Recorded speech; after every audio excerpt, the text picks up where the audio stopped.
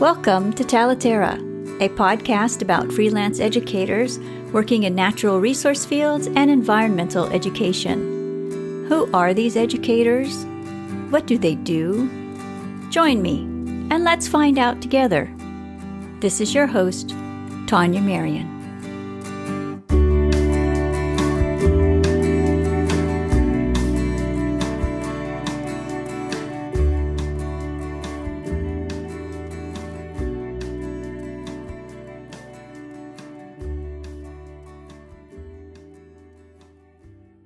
Today my guest is Dr. Rupu Gupta, an analyst at New Knowledge Organization Limited. We had a wonderful conversation about building community in environmental education. In this episode, we discussed Dr. Gupta's paper addressing how many environmental educators there are in the field. I talk about this paper in episode 14. We talk about whether or not the field of environmental education is trying to be about too many things, and we also talk about collaboration and bringing attention to the work of independent educators. This is a two-part episode. Next week, we'll discuss a professional development exercise developed by Dr. Gupta and her colleagues. Let's jump right into the conversation. I am a conservation psychologist by trade. That's my professional identity. It is an unusual term, but what it means is I'm interested in why people care about nature and why they don't. What motivates them to take care of nature, and what are some barriers they perceive in taking actions to take care of nature. So I'm interested in the research to explore that. And really acknowledging that people come from very different backgrounds and their way of approaching work with the environment, towards the environment, may vary.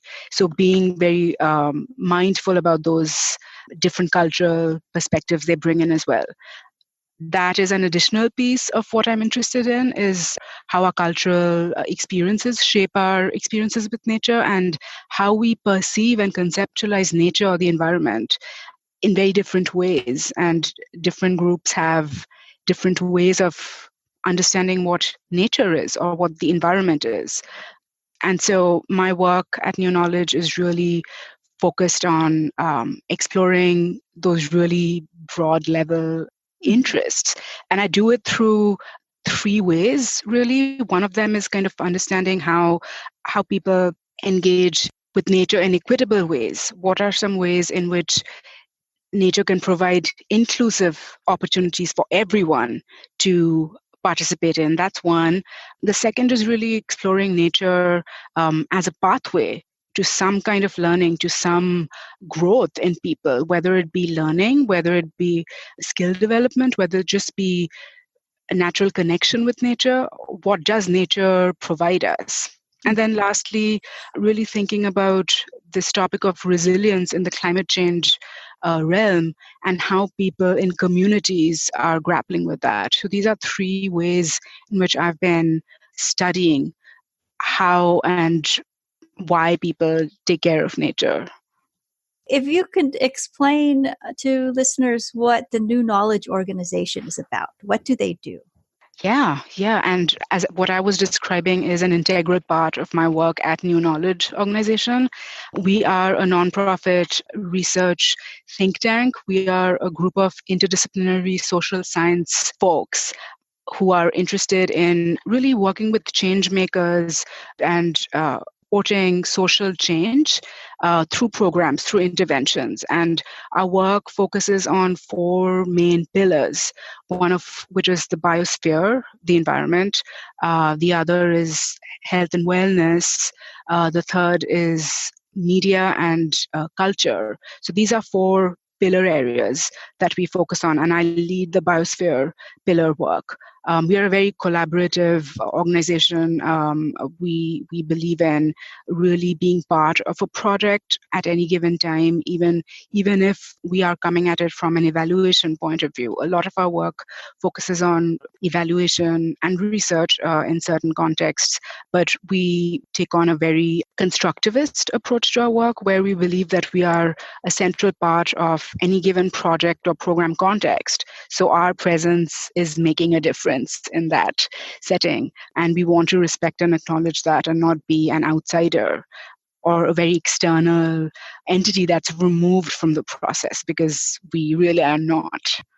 So that's our work in a nutshell. Our main office is in New York City. We have another office in Southern California, near San Diego, actually. And we work, as I was saying, across disciplines. There are 2 conservation biologists actually in our organization, but we also have people from human rights background, from anthropology, data analysts. So it runs the gamut, political scientists. So it's fairly diverse in composition and in area of interest. Yes, I got that impression when I was studying the website, and it sounds like really nice, diverse, deep work, community work. Yeah, absolutely. As you know, I featured on the podcast your paper about how many environmental educators are out there in the world. Yeah. And so I was wondering, what made you ask that question yourself? And how did you even come up with a design to even tackle such a large question? That's a great question. And it takes me back to the project context in which the study was designed. We were working collaboratively with Cornell University and the North American Association for Environmental Education on a project that was trying to understand what diversity in the environmental field looks like. And its goal was to increase diversity in the environmental field. So there was already a premise that led to that project's beginning, that the field is not diverse, and it started off with the idea that it was mainly racial and ethnic diversity, which is not reflected of the US population in general. And it's very much reflected in professional contexts and professional associations, where you see a very homogeneous group. It's mostly older women who happen to be white. And, we keep seeing that again and again. And the PI of the project recognized that and wanted to explore that. And we were part of the team as external evaluators. It was a multi-year project, and through our conversations with the leadership team, as they were called, and there were people, and they were leaders in different organizations that weren't just national associations, but universities, smaller community organizations, people who had affiliations with Native American groups. So it was evident quite early in the process that there were very different ways of understanding what environmental education means in these contexts. And even the term environmental education has a very specific connotation. So we wanted to take that and really see, is this premise even correct, that environmental education is not diverse? We're seeing it in these professional settings. We're seeing it in collegial settings with, colleagues from these organizations. But what does that actually mean in the country as a whole? So our study was really asking very simple questions. If you remember, one of the first things we asked was, are you an environmental educator? Knowing that this term has very specific meanings. And what we found was that more people than we expected said that they were, in fact, that.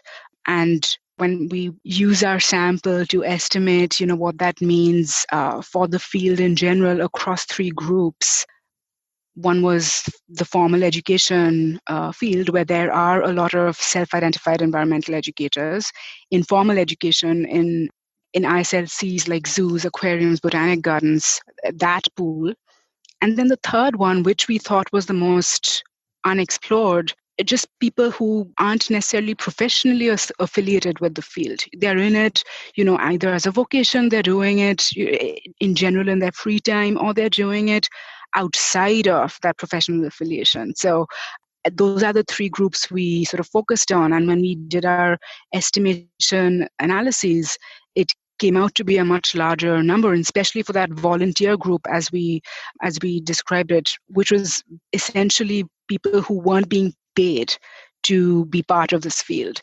And that group turned out to be many more than we had originally estimated. And not only that, in terms of demographics, and our sample was weighted to match the US Census at that time, there were many more Hispanics who had identified as environmental educators, which is not what you see and is not what is kind of evident in general experiences through anecdotes or even in any sort of professional documentation. So that's where we were going with the study. So it was really a desire to understand if that premise was even true, that the field is, whether it is diverse or not. And our answer was, it's more diverse than is evident. It's not as diverse as I think we want it to be, but it is definitely more diverse than we had expected it. Mm-hmm. Yeah. Yes. I gravitated toward your paper. Well, I jumped at it when I saw what it was about, because I am trying to describe who is working as an independent educator in the field of environmental education and natural resource fields. And I agree. And that, the word environmental, I have a problem with the word environmental. And I'm very careful how I use it and use the phrase environmental education, because to me, environmental education equals K-12 classroom. And that's why I'm careful how I use that phrase. And also it's the reason why I included natural resource fields in the description of what I do, of what I'm trying to describe. Since we're talking about the term environmental, in your paper, Practitioners' Perspectives on the Purpose of Environmental Education, it's clear that the field of environmental education is struggling with the question, what's it for? Yeah. Okay. Yeah. And you and your co-authors, John Fraser, also from the New Knowledge Organization, and Marien from the Civic Ecology Lab at Cornell. You state that at the center of this debate is about what EE is, what EE is for, EE being environmental education, and whether EE is about advocacy, behavior change, science education, democratic decision-making, or critical thinking about social transformation. In all your work in this sphere, is the field trying to be about too many things, do you think? Yeah, great question. So I'm going to respond, based on what we've seen, not only in the study you are citing right now, but across other projects and other contexts that we've seen this work happen. It is a fact that environmental education, the field by itself, is a behemoth in this realm. That is the kind of the main discourse, that's prevalent out there. And that seems to subsume a lot of other very nuanced ways of doing the work. What the paper you're citing found was that when you ask people, and this was a range of people in different capacities working in the EE field. So these were people affiliated with the environmental field, but also that included people who were working with community-based organizations also. So it was fairly diverse. And what we found was that when you ask people, what is the purpose? What to you is the purpose of environmental education? We found that across their responses, and we did this through a very fun card sort of activity, that there are 5 ways in which their interests, the purposes they cite, fall into.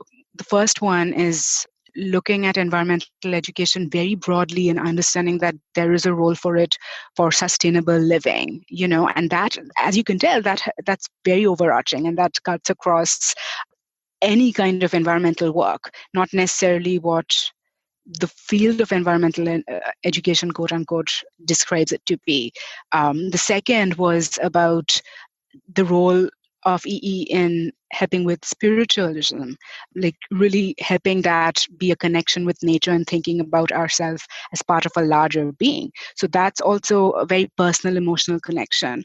The third one was really looking at environmental education as a moral imperative. Like, this is something you have to do.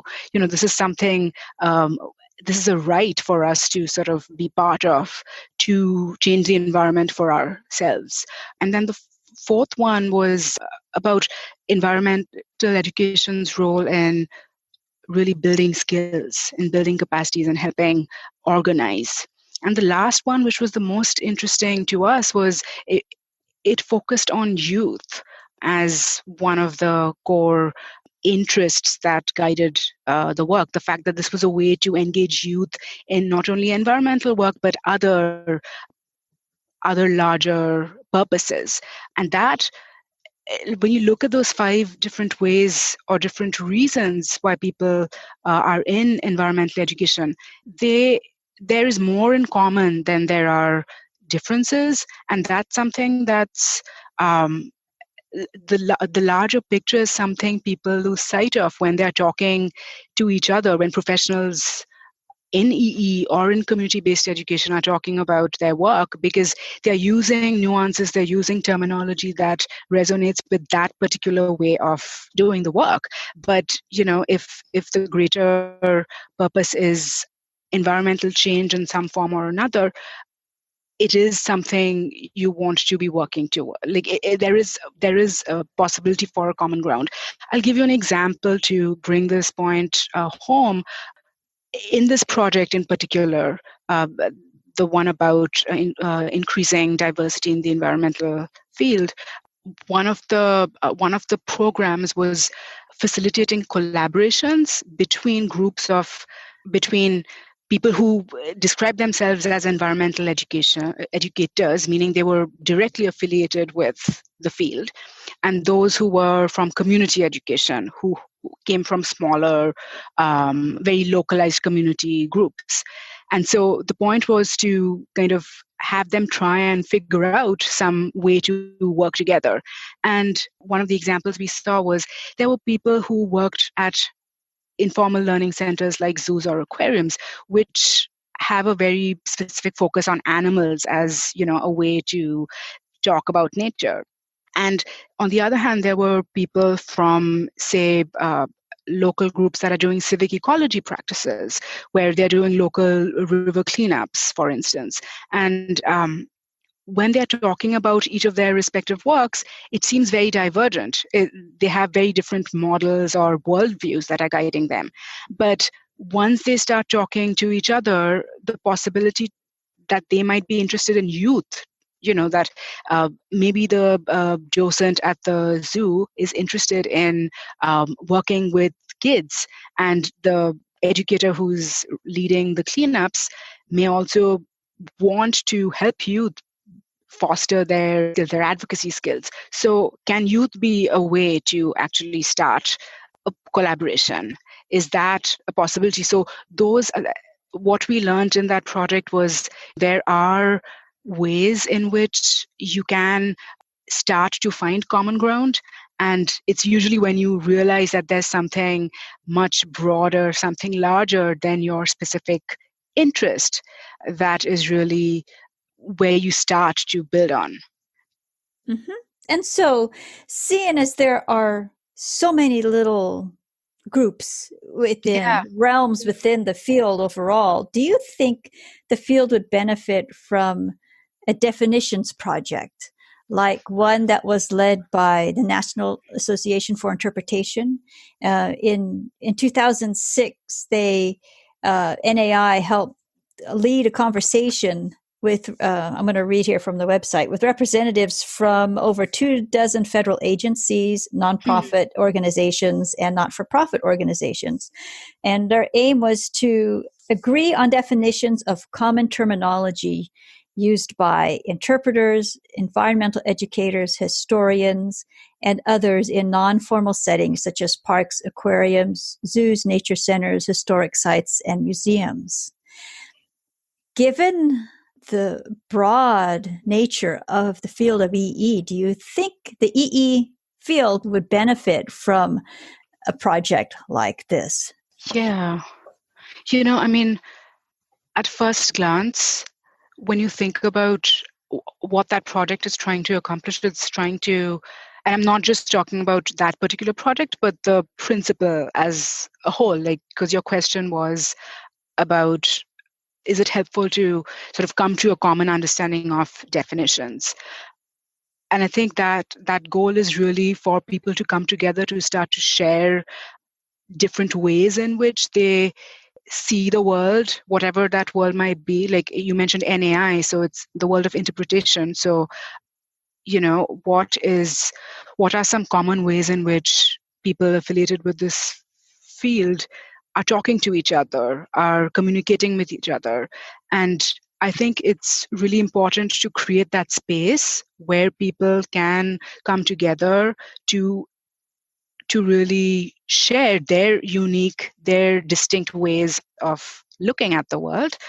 But it's also an opportunity to see if there are ways in which they can come to consensus on a specific definition. And I imagine that process is more complicated than what and how we are describing it, because there's definitions in different contexts, and it's just a subset of people who represent various aspects of that field, whether it be environmental education, whether it be interpretation, conservation education, natural resources management. So, there will be representatives from that field, but what happens to the people who are not affiliated to be able to be part of that conversation, right? So, I think there will be, it's very difficult to appease everyone. And, it's very difficult to find that consensus. But what I think is possible is finding some overlap in your work. So you acknowledge that there are differences, there are different ways in which I'm looking at the world. But can we work beyond that to find a common ground on which to work together? I'll give you an example of this. A few years ago, we were part of this program. We were the external evaluators for a project called the Summit Seekers project.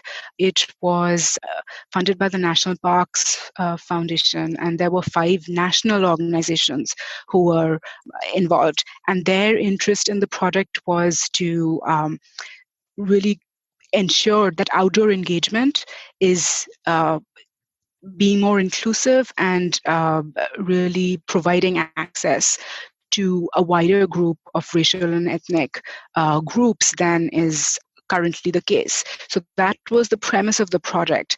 And there were 5 different organizations involved in this. They all cared about outdoor engagement and advancing racial and ethnic diversity in that. But the mission of each of these organizations was very unique. 2 of the organizations focused on explicitly celebrating racial and ethnic diversity in outdoors. Outdoor Afro, Latino Outdoors were part of it. Another organization was very youth-focused, Student Conservation Association.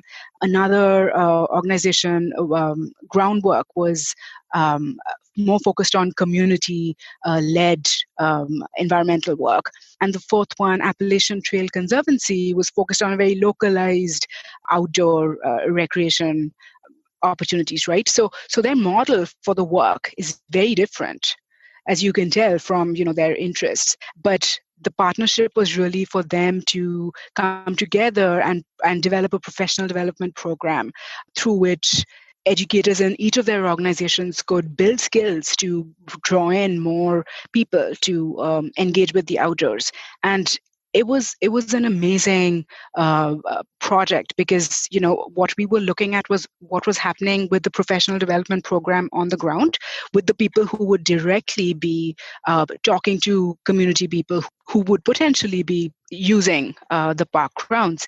But the collaboration was also happening at the organizational level, in the sense each of these organizations were getting to know each other as well. So that was a really rich learning experience for them, because they had never really done a collaboration of that scale with a group that had such a different philosophical view of the work. And so, that took time.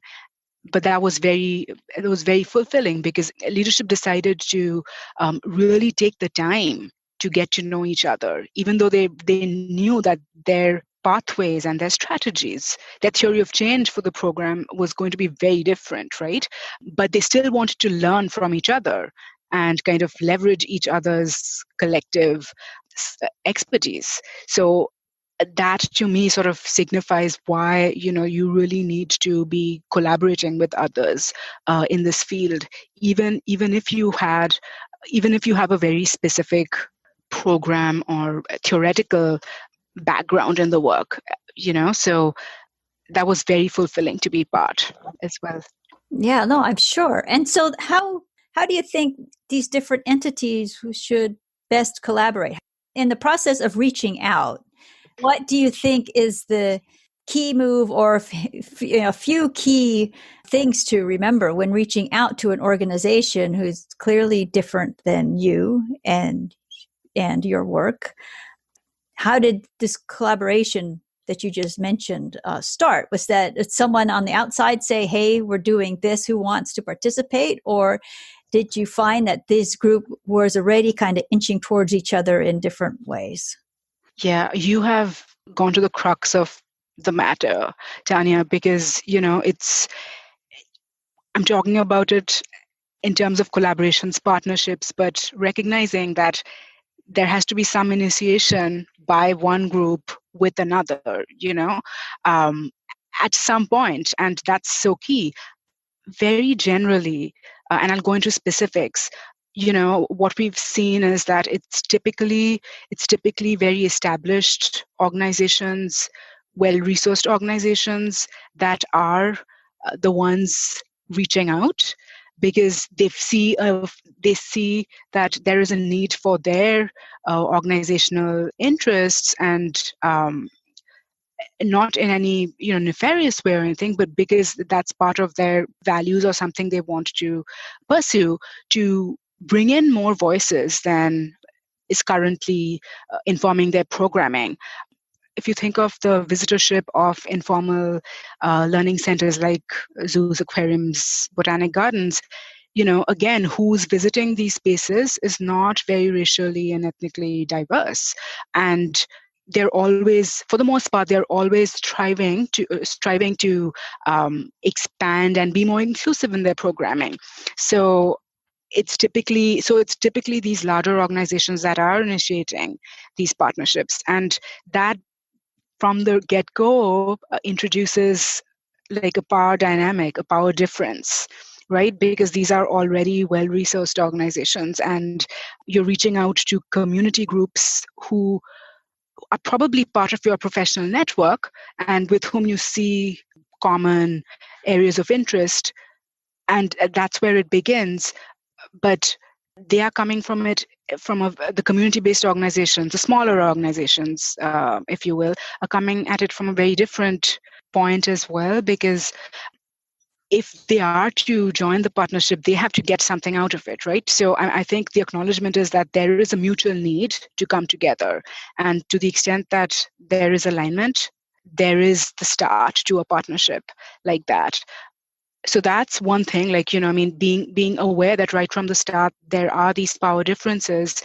But in that process, you also have to be, so the premise now being that the informal learning, the bigger organizations are the ones that will have to do a lot of the work in fostering that relationship, if you will, because they may be setting the agenda, or they may be perceived as setting the agenda, if that makes sense.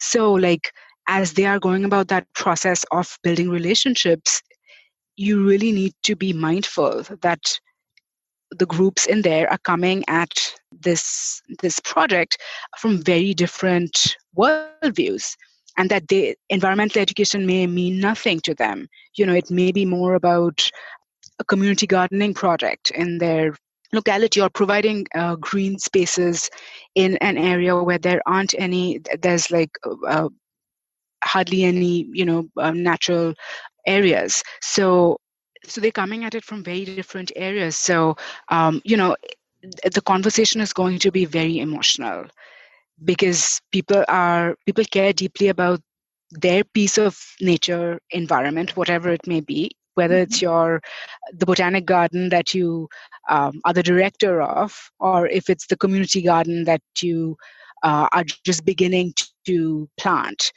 So you're in it for very, very personal reasons, and the reasons that bring you to a partnership are also different. So there has to be allowed time and space to understand what those different areas are, and to allow space for emotional conversations. What you're saying might come across as a personal attack to someone else if you're being very effusive about your particular way of going about environmental work, right? So what we've seen is, it takes time. It takes time to really create space and allow for those difficult conversations. And typically a lot of prep work has to be done when you're having these conversations. You have to, you could have a facilitator who's there to kind of guide the conversation, who's more or less independent, external, who's not vetted to the topic, but who can see signs of, when things are getting heated up and bring things back to the point. Or when it's being organized by the teams themselves, if there's adequate prep in advance, you could think of creative ways to manage the process. So one of the examples we saw, which we talk about a lot, is again between collaborations between the environmental educators within quotes, and those who are more affiliated with community-based organizations coming together. They decided, okay, we'll use a safe word in case things are getting too distressing. And so there was one person who used this safe word, which was red-tailed hawk, which had significance for everyone because it was a local species, and people recognized that, okay, this is something we all care about. So it kind of brought them out of that moment. So even strategies like that can really help prepare. And at the end of the day, it is really about openness and willingness to hear about each other's perspectives and respect that, and knowing that there is a lot you can offer to someone else's way of doing the work, or learn from someone else to do the work.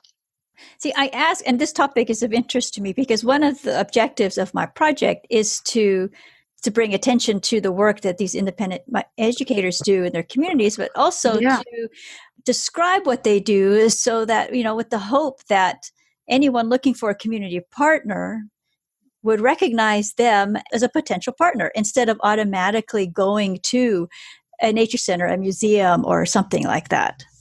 And and so, I when I had a chance to ask, I always ask, what do you think will help with that collaboration, or with the initial point of contact, help make that contact, or, what matters to the larger organization, the larger of the two, the one with the higher status and the more resources and all that. What are they looking for in a community partner? From your experience, what do you think is valued, or what gets a larger organization to say, oh, okay, I'll talk to you? It might be interesting to talk to you. What do you think? Besides trust, okay, there's a lot of trust in that. Yeah. Okay, there's a lot of trust here that I understand needs to be established beforehand.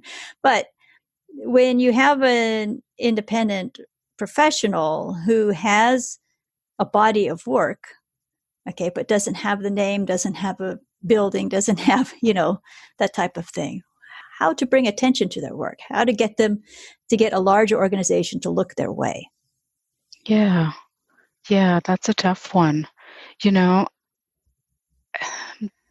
Giving it some thought. One thing we've learned from our work is really, the power of groups and being part of a collective, and how that's really empowering, even if it's a slightly different way of being, slightly different way of doing the work. And I think networks, I just stopped myself from saying professional networks because that has its own connotation, but even like a network, whether it be a Facebook group or some way to forge a community, is really, could be really empowering, in that at least it's bringing all these freelance educators from different areas of interest together.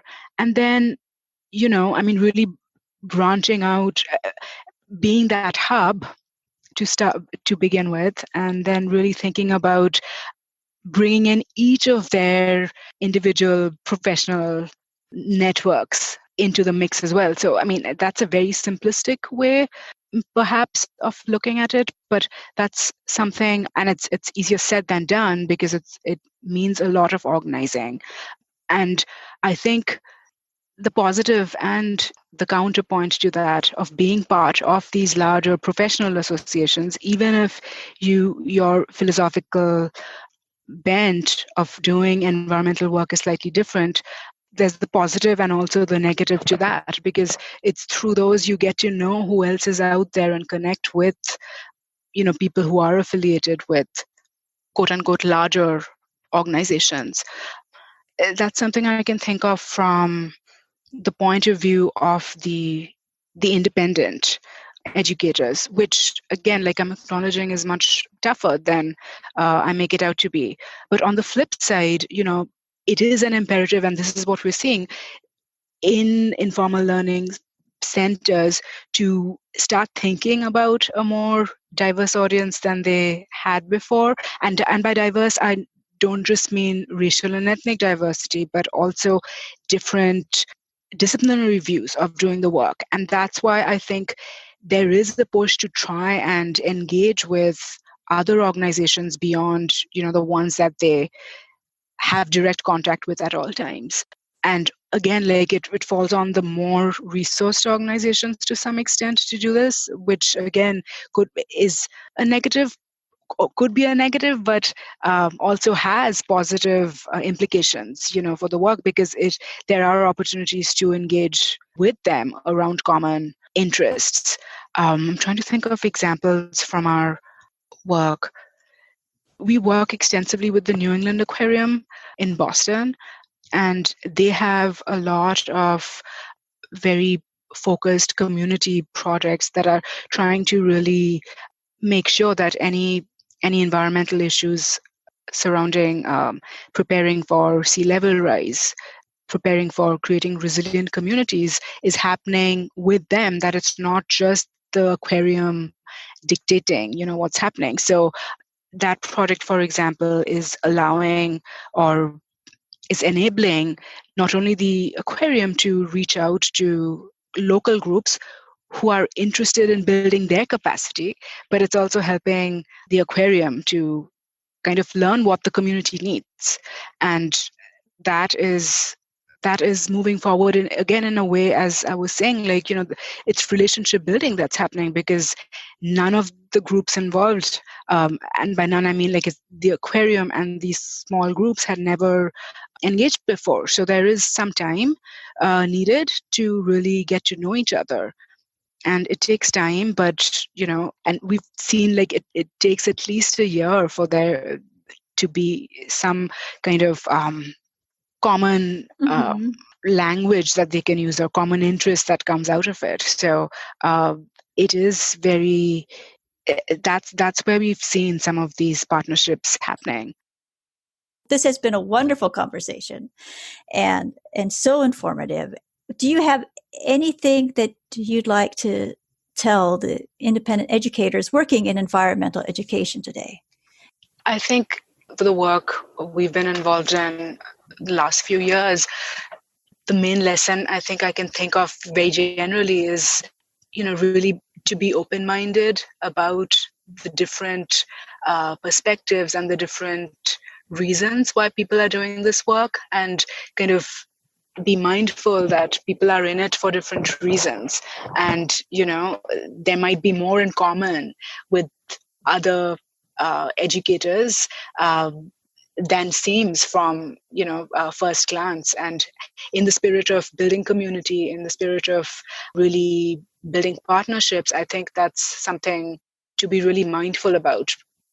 We get so excited about our own work and why we are in it that we may not pay attention to how we are communicating and exchanging information with each other.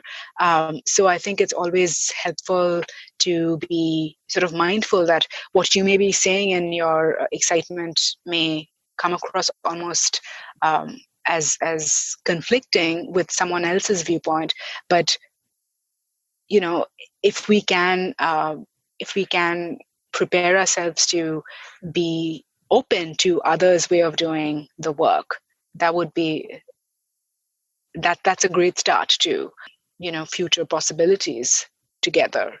What really reassures me, because this field that we're in is challenging. There's always moving parts. The environment is changing at a frightening pace, and so to be able to have a community, like-minded people who are part of this process is key to moving forward in a way that not only helps the work, but also helps us as individuals, as people, because we need to take care of ourselves as well, and being part of that community of people who are on the same page about these and who care similarly is super important.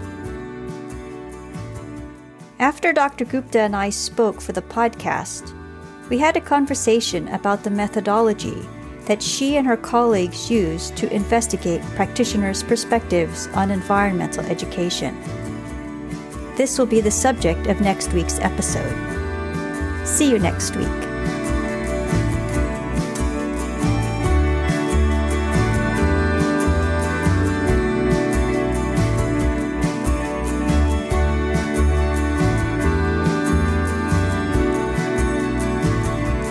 Talaterra is a podcast for and about independent educators working in natural resource fields and environmental education. If you enjoyed this episode, please share it with friends and colleagues. Thank you so much for joining us today. This is Tania Marien.